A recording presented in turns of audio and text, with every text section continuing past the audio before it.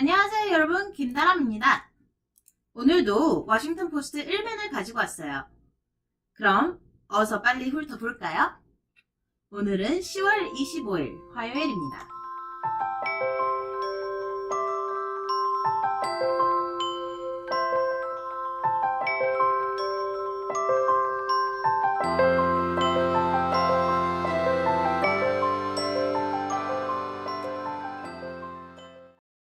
자, 첫 번째 기사로는 요즘 한창 진행되고 있는 모술 탈환 작전에 대한 기사가 다시 떴습니다.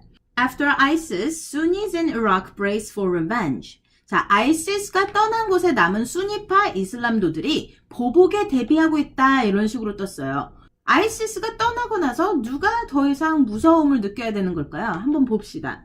Thousands who have lived under the militants flee villages near Mosul. 자, IS 지배하에 살던 수천 명이 모술 인근 마을을 떠나서 피난하고 있다, 이런 얘기가 나오고 있는데요. 여러분 기억하시죠? 모술이라는 지역은 수니파뿐만이 아니라 시아파 무슬림도 살고 쿠르드족도 살고 이런 식으로 여러 많은 사람들이 한 곳에서 이렇게 같이 어울러 살고 있다, 이런 얘기 했었어요. 그쵸? 자, 기사 본문을 보면 이런 말이 있네요. As a huge Iraqi force closes in on the northern city of Mosul, thousands of people who have lived for the past 2 years under the rule of the militants have begun to escape their villages. 자, 이라크군, 그 연합군을 말하는 거겠죠. 이라크군이 모술에 진입하자 지난 2년간 IS 지배하에 살던 수천 명의 사람들이 자기가 원래 살던 마을을 떠나서 피난하고 있다, 이런 이야기가 있습니다. 그 밑에 볼게요.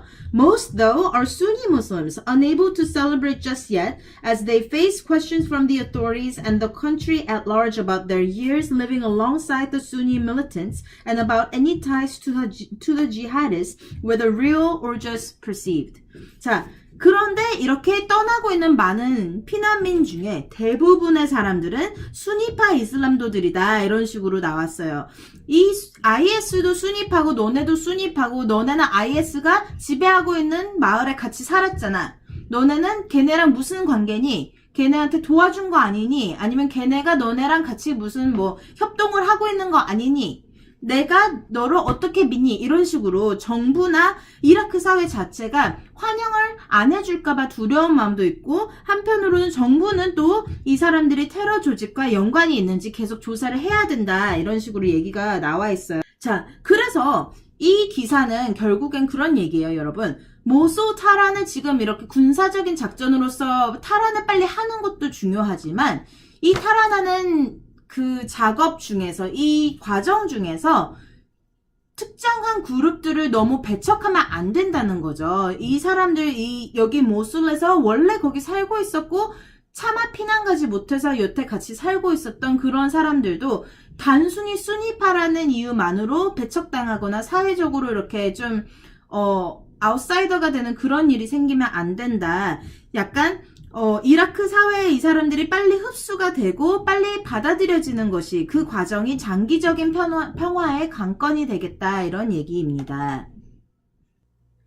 자, 그럼 두 번째 기사 봅시다. 이 기사는, 기사 자체는 일면에 안 실렸지만 사진이 되게 크게 떴죠. Push from Calais, still dreaming of Britain 이라고 나왔어요. 깔레에서 쫓겨났지만 계속 영국을 꿈꾸고 있는 피난민들, 이렇게 읽으면 될 것 같아요. 그쵸? 밑에 보시면 Migrants who have been living in the squalid makeshift camp in northern France known as the Jungle head to a meeting point set by French authorities who said they plan to dismantle the camp for humanitarian reasons. 자, squalid 하면은 좀 이렇게 지저분하고 깨끗하지 못한, 누추한 이런 느낌의 단어예요. 그리고 makeshift라고 하면은 이렇게 제대로 된 건물이 아니라 임시 변통으로 이렇게 대충 지어놓은 약간 이렇게 판자촌 같은 느낌의 그런 수용소가 깔레에 있었거든요. 작년부터 계속. 근데 프랑스 정부가 인도주의적인 이유로 이 깔레 수용소를 폐쇄했다. 그리고 그 폐쇄에 따라서 이제 이 누추한 임시 수용소에 머물던 난민들이 정부 측이 마련한 만남의 장소로 이동했다. 이렇게 써있네요. 그쵸? 자, 이렇게만 봐서는 대체 무슨 말인지 잘 알 수 없으니까 조금 더 깊이 들어가 볼게요. 자, 여기 지도를 보시면요, 여러분. 깔레 이 지역은 정말 이 British English Channel 이 바다를 사람들이 수영해서도 건널 정도로 영국이랑 프랑스랑 제일 가까운 지역이에요. 여기 이 수용소에 있는 난민들은 대부분이 다들 영국으로 결국은 가서 거기서 정착하고 싶어 하는 사람들이 대부분입니다. 그러면 볼게요. The migrants in Calais, mostly from Afghanistan and Sudan, believe there are more job opportunities in Britain than in France. 자, 깔레에 있는 난민들은 대부분 아프가니스탄이나 수단 출신으로 프랑스보다 영국에서 취업이 더 쉬울 거라고 생각한대요. 계속 보면 Many speak some English as opposed to French and they think they will fare better across the channel. 자, 이 중에 다수가 약간의 영어는 구사하지만 불어는 할 줄 모르고 그리고 many also have family or friends in Britain. 가족이나 친구가 이제 영국에 이미 있는 사람들이 많아서 본인들이 거기서 자리 잡기가 프랑스에서보다는 훨씬 더 수월할 거다라고 생각한다는 얘기죠. 깔레의 국경 없는 의사회 관련자의 인터뷰예요. He said that seeking asylum in France would probably be a faster option for many migrants than continuing their bids to reach Britain. 자, 프랑스 내에서 정착을 하는 편이 아마 영국까지 가는 것보다 쉽고 빠를 것이다. 이런 식으로 돼 있죠. 특히나 또 이런 얘기가 있기 때문에 그런 말을 하는 것 같아요. After a long campaign led by humanitarian organizations, the British government began accepting child refugees from Calais last week. 자, 영국은 겨우 지난주에서부터야 난민을 받기 시작했고 그 난민도 child, 어린이에 한해서 난민을 이렇게 받기 시작했다 이런 얘기예요. 그 중에서도 아마 영국에 이제 친지가 있는 어린이들이 더 우선이 됐고 그 다음에 아무도 아는 사람 없는 그런 어린이들은 on Saturday, 토요일에서야 겨우 첫 번째 그룹이 영국에 들어갔다고 합니다. 자, 그러면 영국에 가는 길이 이렇게 험난하고 사람들을 받으려는 생각이 전혀 없어 보이는 그 영국에 이 사람들은 왜 가고 싶은 걸까요?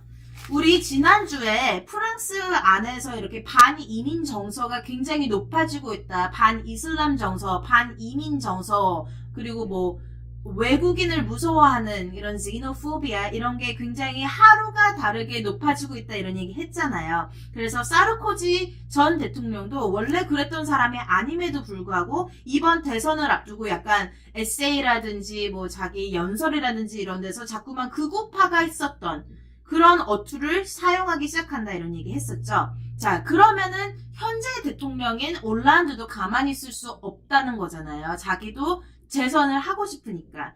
그래서 이런 말이 나옵니다. Seeking a second term, President François Hollande ordered the demolition of the camp with hopes of projecting an image of strength despite immense unpopularity at home. 자, 올란드 대통령은 대선을 앞두고 강한 이미지를 위해서 깔레 수용소 폐쇄를 지시했다 이런 얘기가 나오죠. 뭐 아무리 주변에서 인도주의 어쩌고 막 이런 얘기를 하고 아름답게 포장을 해도 결국 궁극적으로 이런 수용소 폐쇄에 큰 이바지를 하는 건 정치적인 계산이다. 이런 조금 씁쓸한 기사입니다. 사실은 예전에도 깔레 수용소를 닫으려는 노력을 몇 번 했는데 이 사람들이 대부분이 다들 프랑스에 잔류하고 싶어 하지 않는 사람들이기 때문에 강한 반발이 있었고 약간 무력 진압도 했었고 이랬거든요. 그래서 아마도 또 이렇게 약간 수건 돌리기 하듯이 사람들을 계속 이렇게 여기저기로 옮겨 다니게 되지 않을까 하고 조심스럽게 추측을 해보겠습니다. 앞으로 어떻게 되는지 또 기사가 나오면 업데이트 해드릴게요.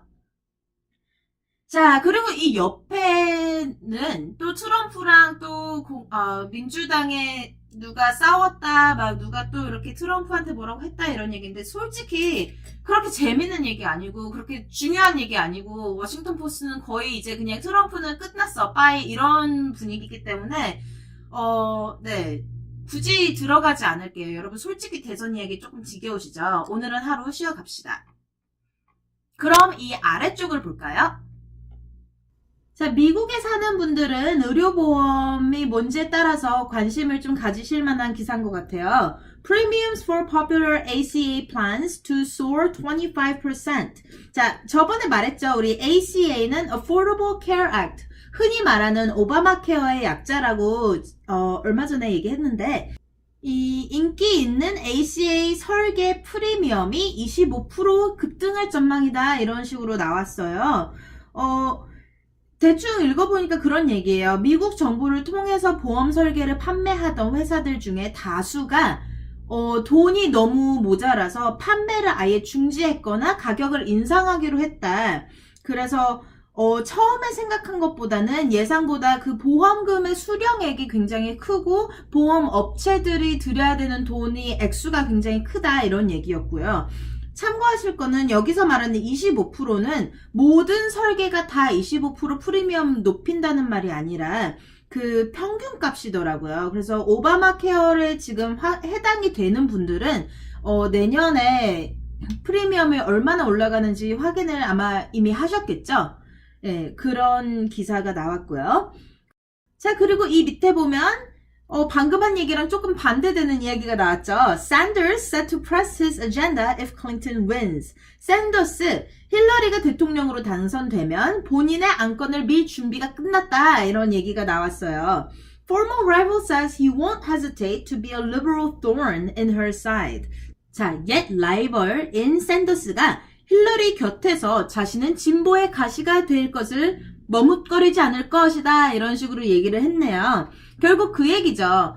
이번에 민주당 경선에서 진 대신에 자신의 지지자들한테 약간 힐러리를 밀어달라 이런 식으로 부탁을 해왔던 샌더스는 이제 힐러리가 대권을 잡고 나면은 직접 자기 공약으로 내걸었던 예를 들어서 뭐 대학 등록금 이야기라든지 아니면 뭐 최저임금 인상하는 거라든지 이런 것들을 힐러리가 정책으로서 수용하도록 압박을 가할 준비가 됐다 이런 얘기죠.